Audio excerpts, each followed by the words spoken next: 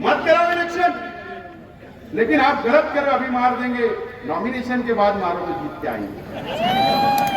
Nomination होने दो, withdrawal होने दो, उसके बाद मारेंगे तो उम्मीदवार कम होगा ना। अगर मुझे आज मार देंगे फिर एक आध खड़ा होगा तो किसको किसको गोली मारोगे तुम? किसको? मुस्तकीम को मारोगे? शान को मारोगे? किसको मारोगे? मेरे भाई को मारेंगे जायद को? के लिए ठीक नहीं है, बिरादरीवाद के लिए ठीक नहीं है, काला और गोरे के लिए ठीक नहीं है। ये हमारा एक शहर, एक ताकतवर शहर है, एक हिंदुस्तान के अंदर नाम रखा मस्जिद और मीनारों के शहर को तोड़ने की कोशिश मत करो मुफ्ती साहब। मैं आपसे हाथ जोड़ के अपील करता हूँ, हाथ जोड़कर अपील करता हूँ मुफ्ती साहब। इन यतीमों के सर पर हार फेरने के लिए ये 7 लाख की आबादी है,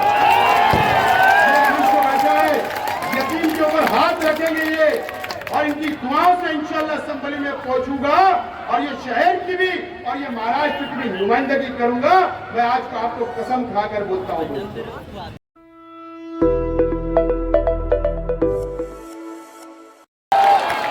नहीं डरेगा। कर लो फैसला, निकल जाओ मुस्तली से। तैयार हूं, मैं तैयार हूं। ना हमने कभी पहले डरे, ना आज डरे और ना कल डरने वाले हैं। फैसला आपको करना है, शहर को करना है। मुझे बताओ बताओ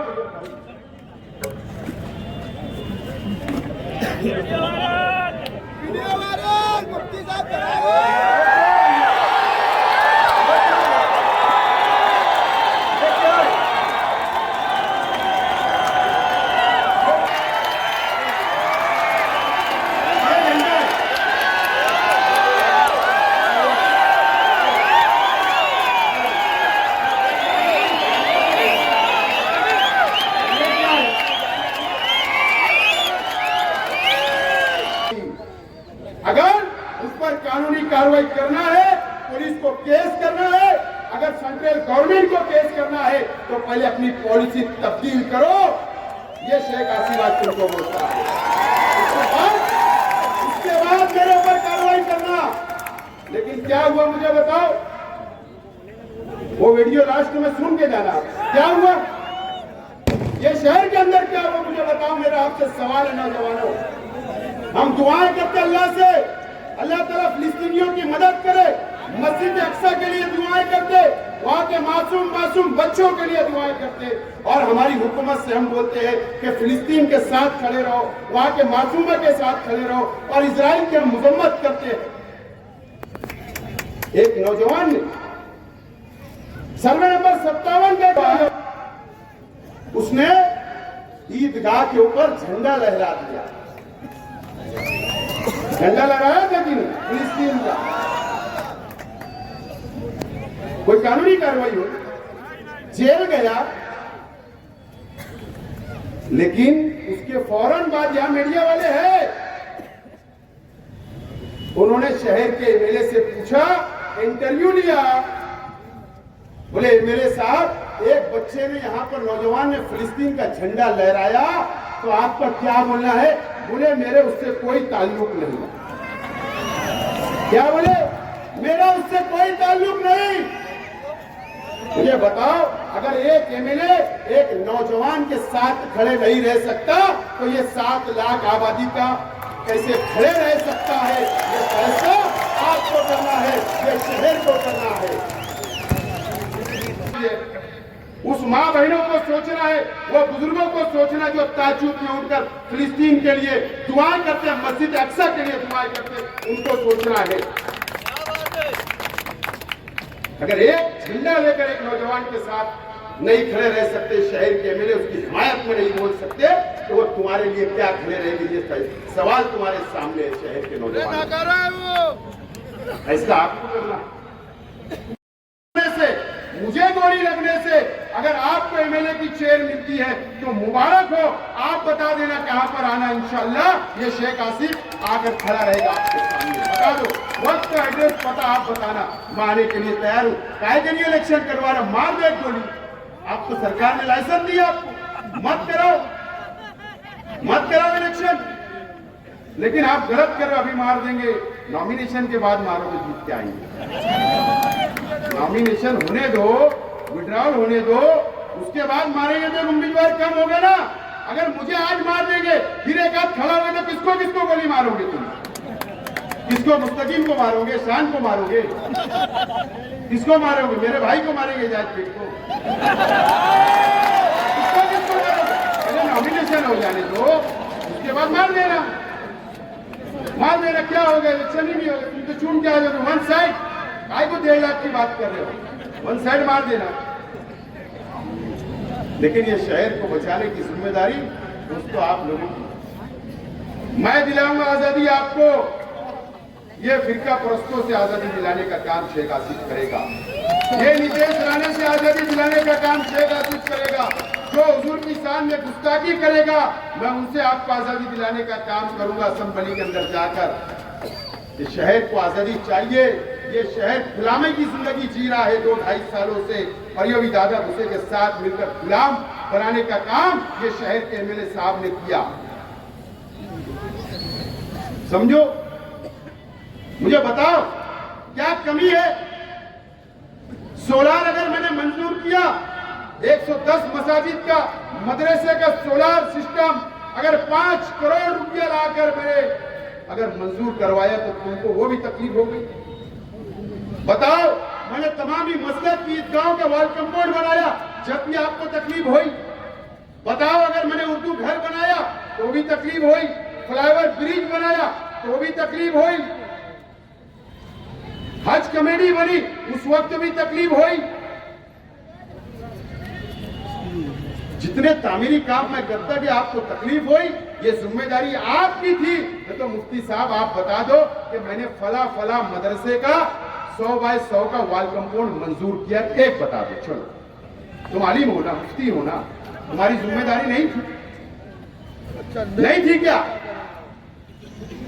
एक मदरसे का वॉल कंपाउंड नहीं बनाया आपने?